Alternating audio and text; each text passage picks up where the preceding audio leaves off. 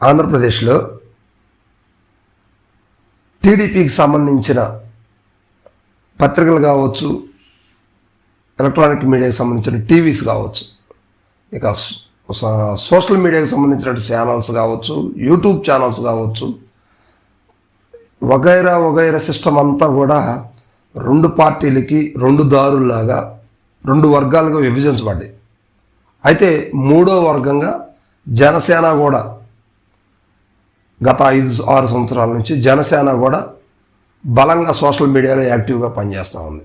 అయితే మొదటగా అధికారంలో ఉంది వైఎస్ఆర్సీపీ కనుక 2019 నుంచి 24 వరకు వైఎస్ఆర్సీపీ సోషల్ మీడియా చాలా బలంగా ఉంది. అదేవిధంగా టీడీపీ సోషల్ మీడియా కూడా 2వ స్థానంలో బలంగా ఉంది. ఇప్పుడు 3వ స్థానంలో జనసేన కూడా ఉంది. అయితే జనసేన ఇప్పుడు వైఎస్ఆర్సీపీ గవర్నమెంట్ ఎప్పుడైతే 2024 ఎన్నికల్లో ఘోర పరాజయం అయిందో ఆ ప్లేస్లోకి 2వ ప్లేస్లోకి జనసేన వచ్చింది.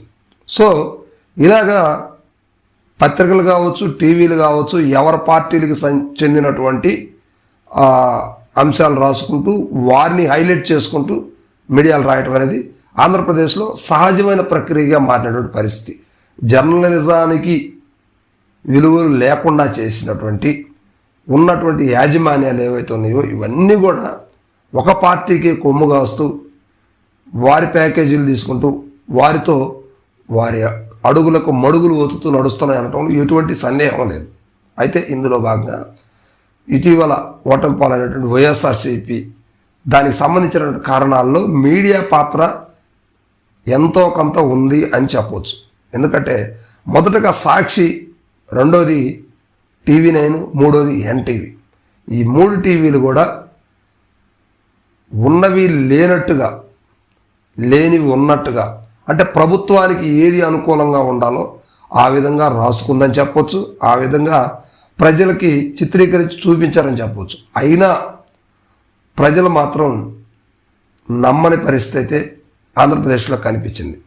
ఈ 2024 సార్వత్రిక ఎన్నికల్లో సాక్షి నుంచి NTV, TV9 కూడా ఇంకా వారికి అనుబంధ సంస్థలు ఏవైతే ఉన్నాయి, ఈ పేపర్స్ కావచ్చు, ఇవన్నీ కూడా నమ్మే పరిస్థితులు అయితే ఆంధ్రప్రదేశ్లో లేరు అని మరోసారి నిరూపించారు. అయితే అంత మాత్రాన రాస్తున్నటువంటి ప్రతి ఒక్కటి కూడా అబద్ధం అని చెప్పేసి నేను చెప్పడం లేదు. ఎందుకంటే ఎక్కువ పర్సెంట్ పొలిటికల్కి సంబంధించి అన్యాయాలు, అక్రమాలు జరిగేదాని గురించి టీవీలు చెప్పాల్సిన చోట చెప్పకుండా, చెప్పకూడని చోట చెప్పుకుంటూ ప్రజల్ని మభ్యపెట్టే ప్రయత్నం చేశారు.